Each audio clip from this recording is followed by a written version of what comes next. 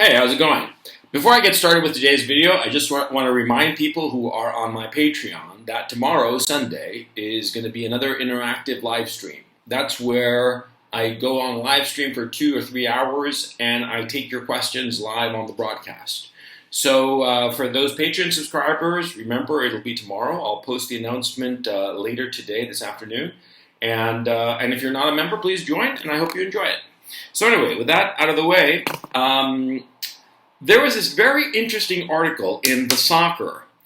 The Soccer is like this blog that just aggregates a whole bunch of very interesting posts from a lot of different interesting commentators. And one guy called David Sant took issue. Well, no, he didn't take issue with me. He disagreed slightly insofar as what I think was going to happen insofar as the Ukraine conflict is concerned, and specifically the 101st Airborne Division of the Americans that is currently acclimating in Romania. Now, David Sant, he thought, he was in general agreement with my general points, right, that the Americans are just itching to get into this conflict, right? But he was of the opinion that what would happen, more likely to happen, would be for the 101st Airborne Division to be deployed to, what's the name of this damn town? I always forget the name of it. Let me just look it up real quick here. Tiraspol. Tiraspol is the capital of Transnistria, that little sliver on the east side of Moldova. Tiraspol, right, from Romania, it's a very short distance to Tiraspol. And David Sant was of the opinion that no, the Americans wouldn't deploy to Odessa, but rather to Tiraspol, because that would be like the perfect staging ground to sort of like get the American forces ready for a big push by way of Romania and into Moldova, right, and into Transnistria. And from Transnistria, they'd fight the Russians, you know, basically in the direction of Odessa, perhaps try to capture Odessa before the Russians did, you know, something like that. And I think that David Sant's point was excellent, and I should have paid attention more to the map, because it didn't occur to me. It didn't, you know, I wasn't thinking. So anyway, go check out his post. It's in the description below. I think you'll really enjoy it. It's very interesting, and it gives a lot of food to chew on, as it were, insofar as this whole conflict is concerned. Now, today, what is it? Saturday, October 29th, we are getting news that in the early morning hours of today, local time, around 4:20 a.m., there was a number of drone attacks, both aerial and underwater drones, by the Zelensky regime forces against the Russian military installation at Sevastopol. That's where the Black Sea Fleet is stationed. And they really went at it. They sent something like 9 airborne drones and something like 7 underwater drones. Now, what's also interesting is that it's emerging that an American forward reconnaissance drone was doing loops in the Black Sea, east to west, endless loops monitoring this attack. So clearly it was prepared by the Americans. And in fact, the Ministry of Defense of the Russians has come out this morning, and they're saying that the idea for this was carried out by the Brits, just as the idea of the Nord Stream bombing was done by the Brits. And in fact, they know who did it. And apparently, according to the Russian Ministry of Defense, it's some Brits, obviously part of the British government, the British Armed Forces, who are currently in Nikolaev.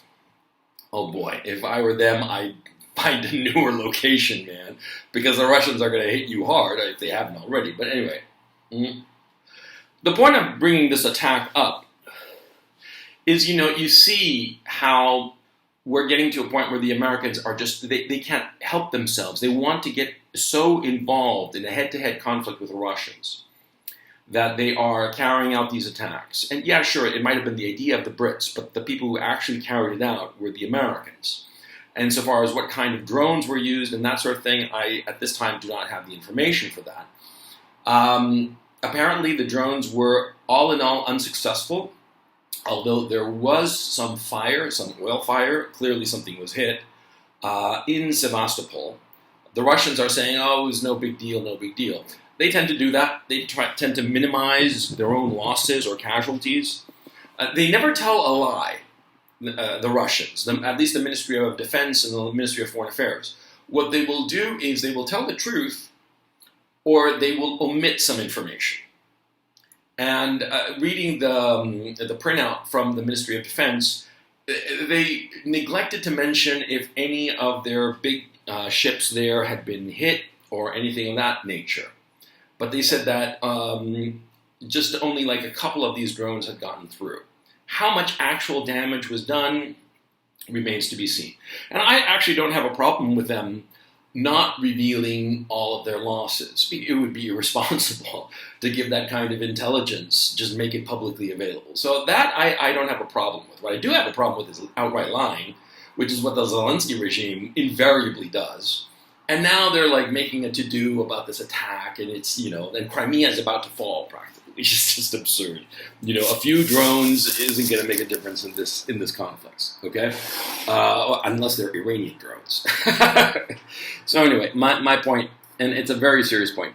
The Americans, they are so itching to go head-to-head with the Russians. They can't help themselves. And here's something else that's very interesting. It's been pointed out that the American military doctrine has been quietly changed.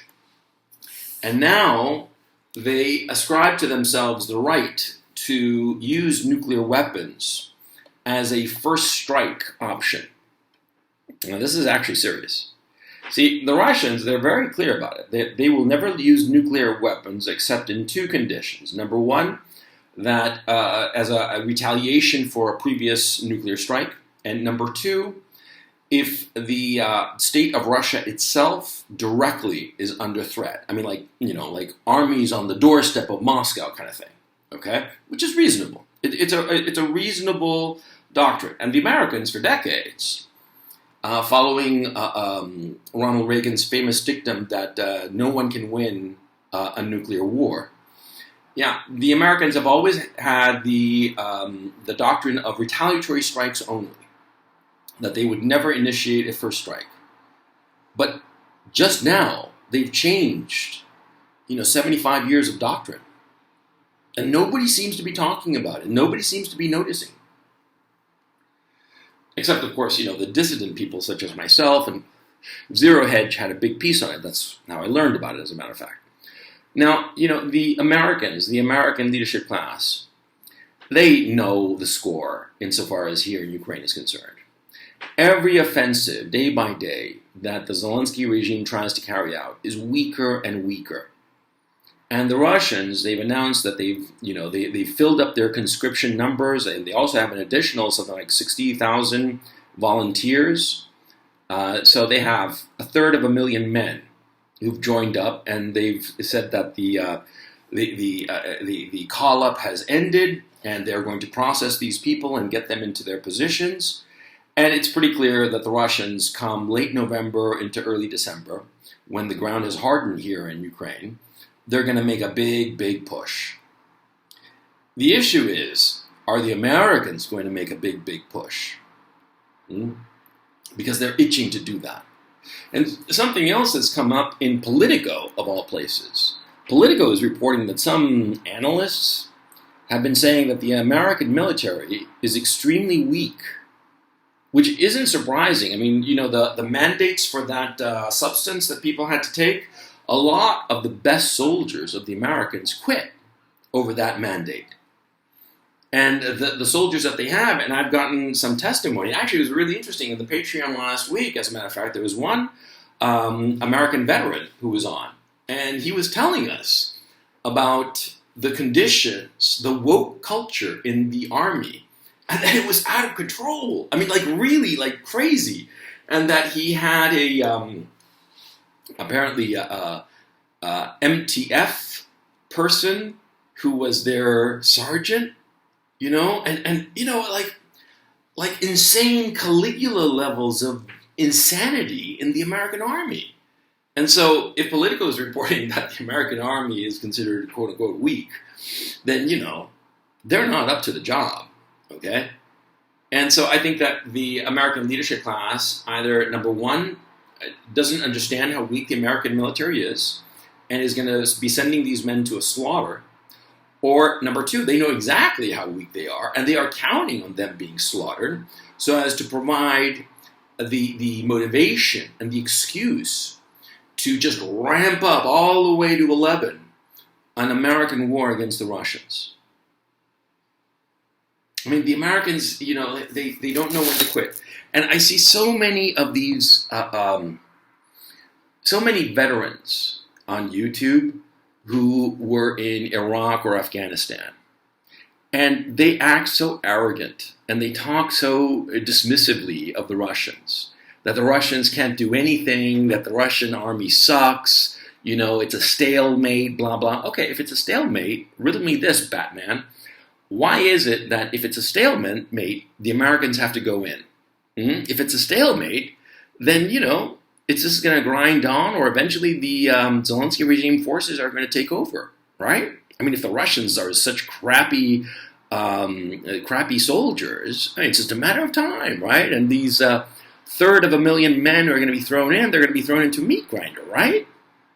So why should the Americans jump in? I mean, you can't have it both ways. You can't say that the Russian army is just total garbage, and at the same time, we got to go in to support the Zelensky regime. You can't have it both ways.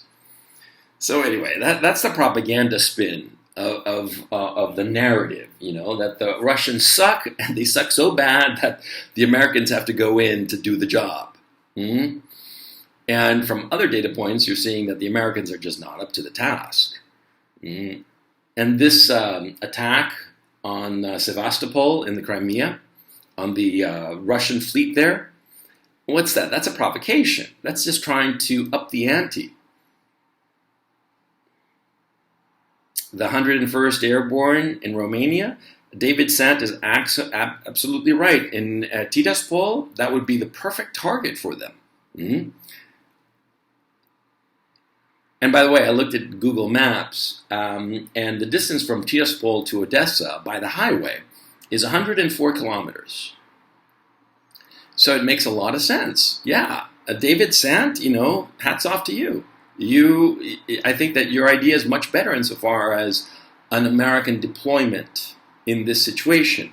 Because going from Romania, crossing Moldova, and Moldova is a small country, and of course they're on the side of the good guys, the good guys who support neo-Nazi, psychopaths in Kiev, which is what they are. Yeah, the good guys, could cross easily Moldova. I mean, just drive through it and attack Tiraspol and potentially take it, even though there is a Russian army garrison. And that's important because there is a Russian army garrison, some peacekeepers there. And the Russians wouldn't have much trouble reinforcing that with an airborne battalion of their own, or perhaps larger, who knows. So the point is, it could be that Transnistria, this little sliver that's been very much on the periphery of this whole conflict from the very get-go, it could be where the American army meets up with the Russian army in direct head-to-head combat. And the Americans are going to lose. They're going to lose. And they are. Because they have a weak military. Their best soldiers have left. They what was it? 70% of their soldiers are obese? They don't have the men to do it. And, these resignations that happen because of the substance, because of the mandate over the substance, those are top-tier men. Those are the NCOs who've been around since forever. Those are the sergeants, the guys who know how to run an army. They're gone. The Americans, man, they just don't know when to quit. And they're supporting the good guys who are just scum of the earth. And by the way, have you heard that the Americans are trying to get some ISIS fighters to fight on the side of the Zelensky regime? Oh yeah, they're bringing the psychopaths from other places that they finance, they're bringing them over to Ukraine apparently. Or at least that's the plan. This whole thing, let's just hope that the Russians in November and December finish this off quick enough that the Americans just say, okay, Uncle, okay, we're just going to wash our hands of it. Yesterday I had a conversation with, or rather on Thursday, I had a conversation with Garland Nixon. Great guy. It's on the Roundtable channel, of course.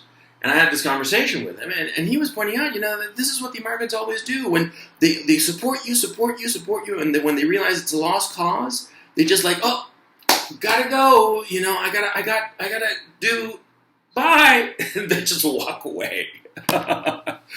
So let's hope that the Americans do this in this conflict. Because the longer it goes on, it's only going to be a needless loss of life and the needless destruction of Ukraine. But the Americans, man, had it been just the Zelensky regime forces against the Russians, this would have been over months ago. It would have been over probably in late summer. Because the word is, too, that, the Russians, they hear a lot of chatter in foreign languages, in Polish, in Romanian, in English, sometimes French. It looks like all the new gear that they've shipped in, it's being operated by foreigners, foreign contractors who, of course, were like 5 minutes ago, were part of NATO, of some NATO army, of some nation of NATO, and they resigned and signed up to be a private military contractor and went off here to Ukraine to operate this gear that they've sent. Because, of course, this gear takes months to train on it. You can't have the Ukrainian soldiers doing it, not because they're not capable, but they don't have the time. They don't have 6 to 9 months to train on this gear, right? And so it looks like the Zelensky regime forces are just running out. They're just running out of men.